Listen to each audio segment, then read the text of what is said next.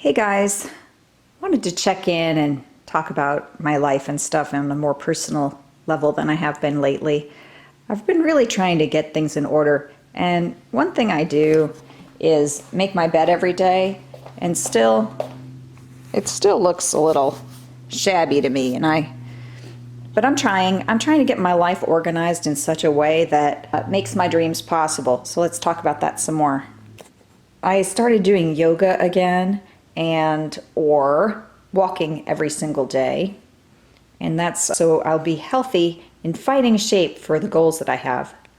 Last year I focused on art, and I just can't take this painting now. I mean, when I started it, it's really huge. By the way, I don't know if you've watched any of my other videos where I was painting this, but it's really big, full space, and there's so much sadness, and I just don't want that to exist anymore. I'm going to completely be painting over this painting.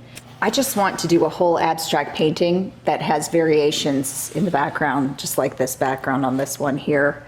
See how beautiful these are? I just want to really work on abstract and not do any faces looking at us anymore for now. I mean, they're beautiful, but I just really want some peaceful, beautiful backgrounds, maybe for spaces in my home or spaces in someone else's home. Although this would be wicked in a hair studio, wouldn't it? I think I just want to move on to something that's more pleasing to a wider range of people and myself. Take that sadness out of the world. I don't need it, and I just don't think it's just not that time when we want to focus on such things. So you might remember I edited this one back at the studio. That was just for me because it's totally copyright infringement. It has a lot of good depth in it though, which I really enjoyed working on. So that's part of my focus, is just getting some things organized. I had to move the studio home, so I just keep my jewelry all clean and on display here. Ooh, aren't those pretty? I just made the purple pair. They're very pale purple, very pretty. And I heard this from a friend who also makes jewelry. Somebody I taught to make jewelry. Jewelry's just not selling right now. People are not into the jewelry, but pottery's selling, so I am working on a lot of mugs. I'll show you what I've got going in the studio. This is my messy jewelry workbench, and I got a new micro torch as a backup because I ran out of oxygen and I had to go get another, and I didn't even have a backup torch to work on this necklace I'm doing for my cousin. Sorry, I've got pretzel in my mouth. So I took the covers off the couch and I'm washing it because I think I found a couch to replace it with on the used market, and when I get that I'll show it to you guys. Come on, Henry.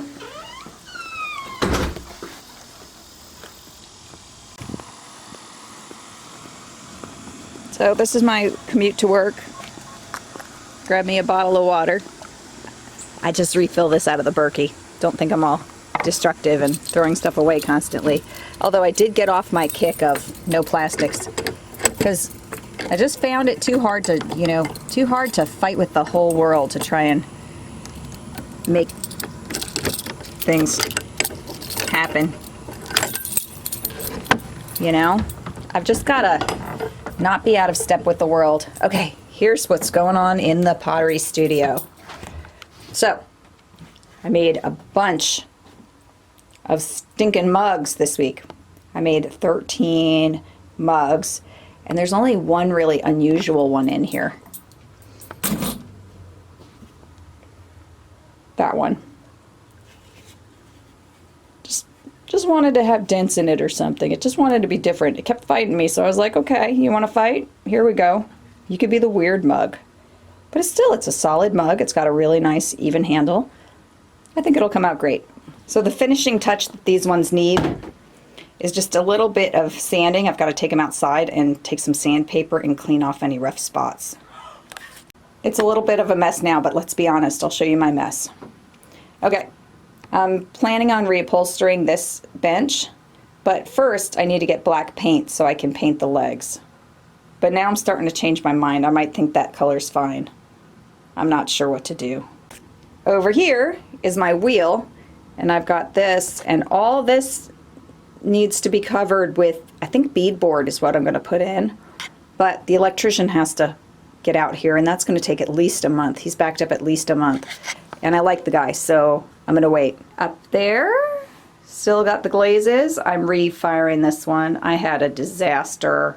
Oh my gosh, you guys. The kiln had a real meltdown and melted some mugs right to the shelving, what do you call it, kiln furniture, which is this stuff that you use to, it's basically shelves inside the kiln. So 2 mugs were destroyed in the process, and it looks like it's a broken thermocouple. So that's going to cost me probably $50 to replace, and that's about the profit from about 2 mugs. Every time I do something, I think, oh, that's 2 mugs, or this isn't working. It's going to cost how many mugs, you know? It's kind of an interesting way to look at it. And not how many hours of labor it's going to take, but I keep moving the art around in here. Some little art, make it a girly space, you know, with the flowers and the some beautiful crystal candle holders.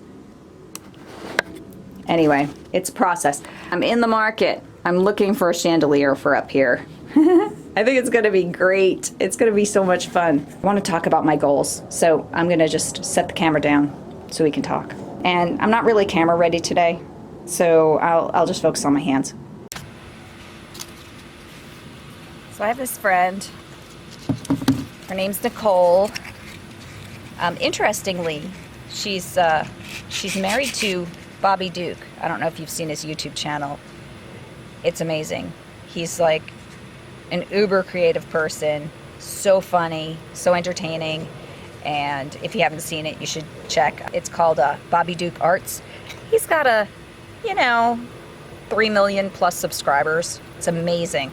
His wife and I became friends because Instagram. I saw her on Instagram, and she's an interesting person. She's doing pottery too, and she's making about she can make, she said, 10 mugs in a day, finished with handles and everything. And I tried to do 13, and I got 13 mugs thrown. I mean, I got this portion of 13 mugs made, but I only got 3 handles put on. So I was like, how does she do 10 mugs in a day? And I'm trying to understand that. And it's funny that she mentions, she just happened to mention how many mugs she's doing, because I've been really thinking about mugs. John the Potter, he's got a YouTube channel, and he'll do a series of mugs, and then he puts them up on Etsy, and they sell out like mad. He's got a huge following, and that's what's really important, by the way. If you're going to sell something on the internet, on Instagram or something, you really have to have a big reach. You have to have a lot of people that watch your videos. So I don't really have I have plenty of subscribers, I think. I love you guys. I don't have that kind of a huge following where I put something up and it would sell. My Facebook friends, oh my gosh, they keep me busy. They keep me sold out on mugs, which is really kind of cool. What I wanted to say was, though, about goal setting, when I found out what she was doing, I had already written down that I was going to do 13 mugs in a week, because I did the math, and if I did 13 mugs in a week, by the end of the year, I could earn maybe $1,000 a month, I think. If I made and sold 13 mugs every single week, 52 weeks in a year, at the end of the year, I'd have about $1,000 per month. So $12,000 in a year. And I know it's gauche. It's completely gauche to talk about money and things like that. But in pottery, I think, we're all friends here. Let's just get personal. Like, why do we, I'm not the queen. I don't have special influence over people. I don't, what people think of me is what they think of me. So if we talk about it, let's just be real and say, I think an artist should, who wants an income from art, has to think about how many units, at what price, what can I produce in a year, and is it worth it for me? Oh my gosh, there's a beautiful yellow butterfly. And I call these butterflies Mimi because it's over there.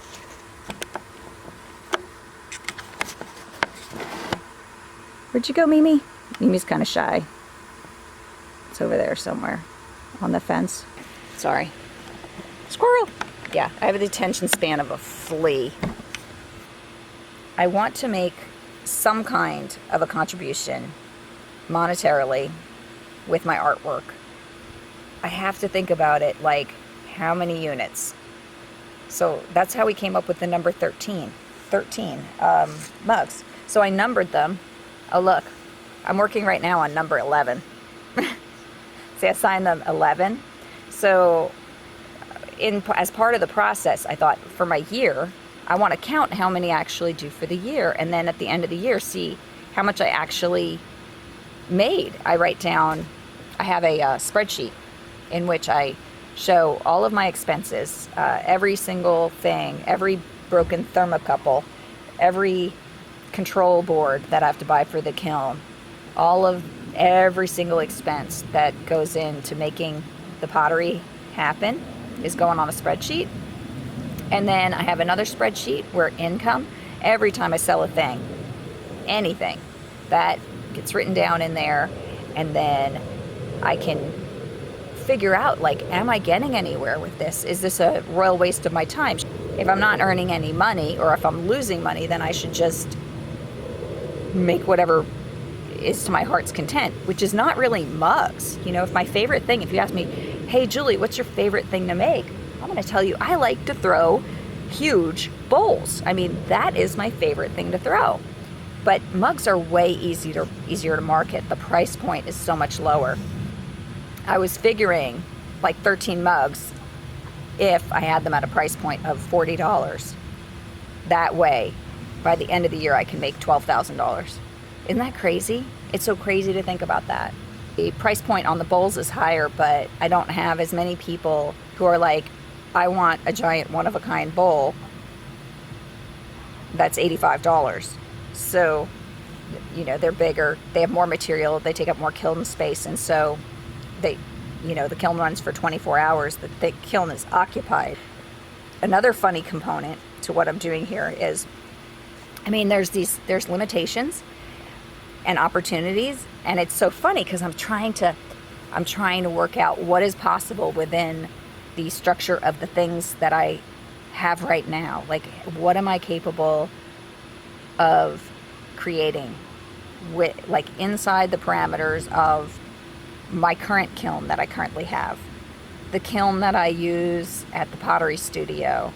And sometimes I have a friend who sometimes, like, so far it's been like 3 months, she's once a month fired something for me up at her house. And so all of those things are resources. That's the things that I am so fortunate to have that a lot of people don't have, and I know that. So I'm not complaining at all. I am so grateful for everything that I have, but I have to find out where the limit is. Like, can I make any money at this? Can I? And I'm not looking to make a lot of money. I just really want to help my family, not be such a burden. You know, if that makes sense. I don't know, but I want to contribute more, is what I mean. Also, I want to feel the satisfaction of, like, being a successful artist. I think there's an artist whose work is valued enough that people will spend their hard-earned money on it. I think that is such a, it's a goal. It's like anybody can be an artist, but can you be a good artist? Can you be an artist that people value while you're still alive? But yeah, I mean, I want success, like, kind of like I want to breathe right now. You know, if I can't do success at this, well, then I should just quit and do something else. But I think I can. I mean, I think that people, although jewelry right now is just, like, not a big selling item. I mean, I have the capacity to do it, but I don't feel like I'm not able to market that right now. I've got the passion around the pottery right now, so I think that's why sales are driven. I think sales are driven where your passion is. Just getting off that there's a rough curve there. Yeah, so that's what I've set some goals. Like, here's where I want to be financially, and then I know what the next set of goals is already. But first I've got to aim low, which is a Jordan Peterson thing. I don't know if you're a fan or not. I hear some people say bad things about him, but I still can't figure out why. So if you know, please share. He's all about personal responsibility, and some people think saying personal responsibility is a bad thing, which I think is so strange because I really just don't understand it. It's like saying, I know bad things have happened to me. I'm not going to blame anyone anymore. I'm just going to work on the things that I have control over, and I'm just going to focus on myself and what my capacity is to make change in my own life. And I think that's admirable. I don't know. I have such a hard time wrapping my head around how somebody thinks that's not admirable to say, I'm going to stop blaming everyone else and I'm going to start focusing on what I can do. I just don't know. So if you know, feel free to share, because I'm all about listening to other people's ideas about things. I don't mind. A world of free-flowing ideas is a good place. It's a good thing. And the reason why I'm outside is you don't want all this fine dust floating around in your airspace. So you come outside and it'll drop to the ground or blow away. I started looking at myself and saying, poor me. There's no poor me here anymore. There was a time when I was like, oh, these bad things happened to me. This person did this thing and it altered my life in a way that was not good. And that's why I'm where I'm at. And all of that, fine. I'm going to let that cinder block, drop that cinder block of burden from myself. And I'm going to say, what can I do for myself to make a positive change today? And what things that if I do habitually, like every single day, like yoga and walking, like I know that those things strengthen my body. And when my body is strong, then I'm capable of fighting the good fight to get to the dream. So first I need my physical body in shape, and yoga is physically strengthening. Walking and yoga both work on both your mind and your body. It's not just that I'll be healthier, but my thoughts, I can gather my thoughts when I'm walking or doing yoga, and I can think positively, and I can listen to the thoughts that I'm having that are not helpful and are not moving me toward my goal. So I think those things are plus when you do something difficult, it trains your mind to attack a problem. It trains your mind like, this is hard, but I'm still going to do it anyway. I think that's admirable. I think it's good. And I think that's what everybody should be doing, is like finding areas in your life that today you can improve. And if you repeat them tomorrow over a lifetime, they become large improvements. Like the small little adjustments you make today. Like I ate fruit and eggs for breakfast instead of eating cereal.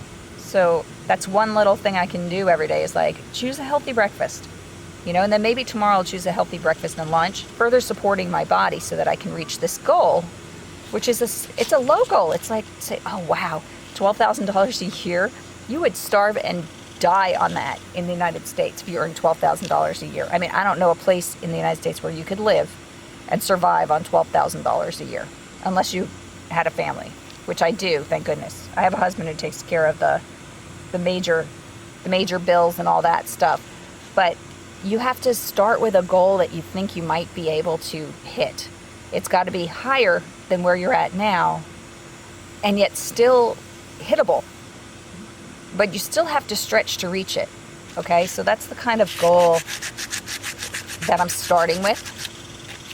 I know how goals are. The minute you reach a goal, the minute you have that nice thing that you earned and that you want, there's always another goal out there. There's always another thing to reach for. So I know that's how I'll be when I reach that goal, and then I'll have to raise the bar again. Okay, so I have a number I want to reach as far as like how many things I want to sell and how much dollars I want. This other thing is I want to make a product that's really great. I'm studying. So I actually asked all my Facebook friends, please show me a picture of your favorite mug. And they sent me a bunch of pictures of mugs, and they told me what they loved about their mugs. And that was really helpful as far as determining like what kind of a handle was the favorite handle, and Was it tall? And what about the shape did they all have in common? And what's interesting about the perfect mug and the quest for the perfect mug was that people generally liked a mug sort of shaped like this, where it's a little bit wider at the top than at the bottom. When you put it in your mouth and you tip it, it doesn't have a curled over edge, so it doesn't send more towards you than you're ready to handle. And then the reason for the wider top than the bottom, I think, was you don't want to hit your nose over here, but generally I'm not entirely sure why people liked that one, but they did, and they liked them to be just have a little bit of a stand. Some of them, some people just liked a basic mug, but they thought it had to have something really cute as pictured on it. Like my cousin sent me one. It was so cute. Do you remember those folding lawn chairs that we had as kids with the striped? It looked like the once you put it all together, it looked like the plaid of a Catholic girl's uniform skirt. That was the plaid, the type of lawn chair that he had a little picture of the lawn chair on the inside of his mug, and on the outside it just had that pattern, that fabric, that woven fabric pattern as the glaze. And it was the simple machine-made mug, and I just thought that was really funny. He's a guy, my cousin's a guy with handmade cars. He has these super fancy car collection, and he has this cheap mug with a really cute little picture on it. He's very successful. Impressed. I have such an impressive group of Facebook friends. So if you have success advice for me about moving forward, about product design, anything, I would love to hear it in the comments. I read and respond to. I try to respond to every comment. Some slip through, and it takes me a couple of weeks to get to them because I find them in weird places on the YouTube. I do try to reply to every single comment that comes in, and I love the support that you all have given me and the kind words, and it's been a real blessing. The whole YouTube experience has been a real blessing for me. I've learned how to handle criticism, which is something that I always had a real problem with.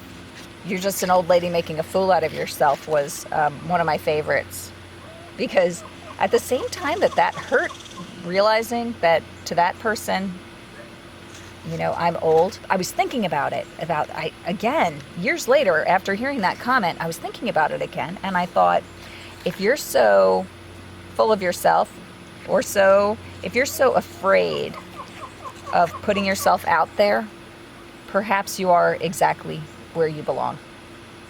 So I'm doing my best to not being afraid to share just the real truth of who I am and what my goals are. And perhaps I will have great success.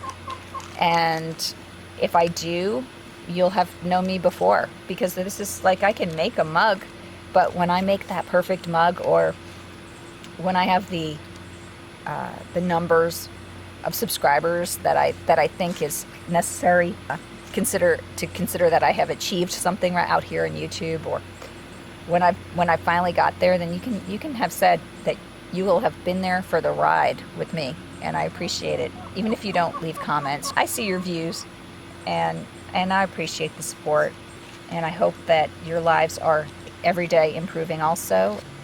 Gonna have an interesting day though. I gotta run over and look at somebody's used couch that I think I'm gonna try and get, and then I'm just gonna give this couch away, because this couch I think it's past the end of its valuable life, and I feel like a lot of people have given me things in my life for nothing, and with no expectation, and I just want to pass that love on. And so that's all. Love you guys for being here with me, and I will see you soon. Bye.